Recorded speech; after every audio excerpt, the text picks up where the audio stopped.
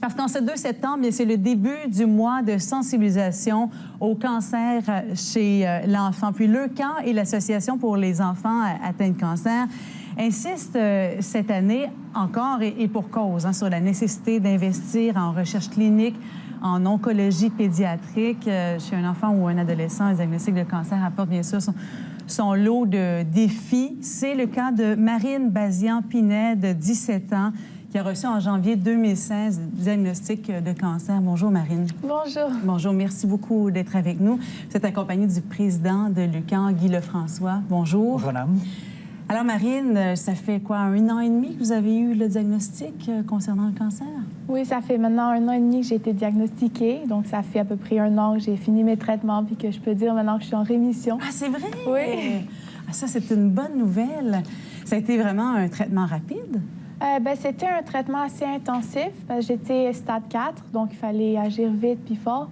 Donc, j'ai suivi 5 cycles de chimiothérapie.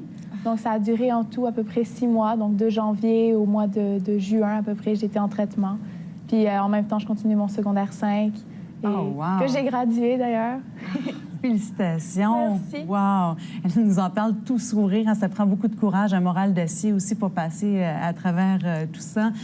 Guy Lefrançois, pour en arriver à un traitement aussi efficace et rapide, bien sûr, c'est la recherche, puis ce qu'on découvre au plan médical qui permet ça également. Oui, puis au fil des années, Leucan a été un partenaire, a été le principal bailleur de fonds au niveau de la recherche clinique.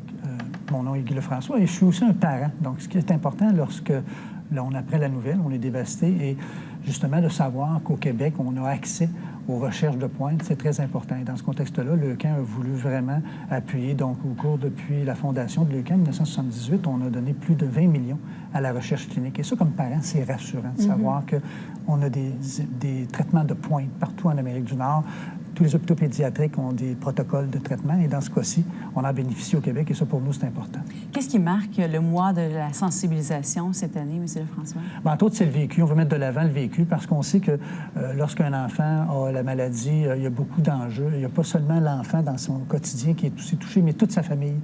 Et Leucan, là-dessus, offre, je dirais, un service qui est parapluie, donc qui concerne effectivement de façon proximale l'enfant qui est en traitement, mais aussi les frères et sœurs, ainsi que la famille. Donc, dans ce contexte-là, Leucan prend vraiment une collaboration importante avec l'ensemble de la famille et l'enfant qui est en traitement. Mais on sait à quel point ça peut être un choc d'apprendre qu'un membre de notre famille est atteint du cancer. Il me semble que ça l'est encore plus quand c'est son enfant, son adolescent. Comment ça s'est passé dans votre famille, Marine? Bien, moi, j'ai toujours dit que c'est plus difficile pour les gens autour de nous que pour nous-mêmes. Parce que nous, on est dedans, on a juste envie de vivre, mais la famille autour, ils savent pas qu'est-ce qui se passe trop. Ils sont pas à l'intérieur de nous, ils savent pas si on a mal, si on n'est pas bien. Donc, je sais que pour moi, ma famille, ils m'encourageaient vraiment. Ma mère, elle était là durant tous mes traitements. Mon petit frère, bon, il me taquinait, mais je le voyais que c'était un peu plus difficile pour lui, mais ils étaient toujours très encourageants, puis ils étaient là pour moi, mais...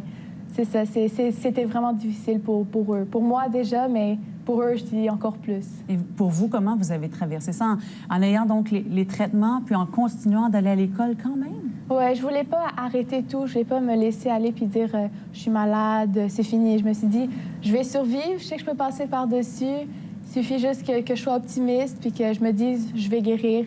Puis j'ai réussi à guérir comme ça. C'est un beau témoignage d'espoir. Hein? Il y a Marine, cette année, qui sert en quelque sorte de porte-parole pour Leucan. Il y a une petite fille aussi qui s'appelle Coralie, qui a 7 ans, qui a écrit un livre aussi sur ce qu'elle vit. Oui, et ce qui est intéressant au niveau du livre de Coralie, c'est la finesse, on aurait tendance à vous dire, des mots d'enfant qui nomment exactement quel est le vécu. Comme Marine le mentionne, effectivement, le patient, lui, est pris en charge par le volet médical. Mais l'enfant, comme individu, comme personne, c'est la famille qui le supporte. D'ailleurs, dans le petit roman de Coralie, c'est un peu la trame qu'on voit où l'enfant mentionne à sa mère. Donc, à quelque part, il y a tout ce lien-là. Et là, Leucan doit permettre justement à la fratrie d'être suffisamment solide pour être capable de supporter le volet enfant. Alors que l'aspect médical, lui, il est vraiment pris en charge par les gens du milieu hospitalier. Et rapidement, M. Lefrançois, comment les gens à la maison peuvent aider, peuvent soutenir la cause? Bien, évidemment, au cours du mois de septembre, il y a une série d'activités qui se déroulent. Tout ce qu'on pense en termes de défi tête rasée, le défi des Tout-Puissants. Donc, je pense que c'est d'appuyer Leucan parce que nous faisons vraiment une intervention directe auprès de la famille. Guy Lefrançois, président de Leucan, et Marine Bazian-Pinette, 17 ans, en rémission. Oui. En guérison, totalement. Hein, ça va très, très bien. Merci beaucoup d'avoir été là. Merci et longue et belle vie, Marine. Merci beaucoup d'avoir été là ce matin. Merci. Merci, madame.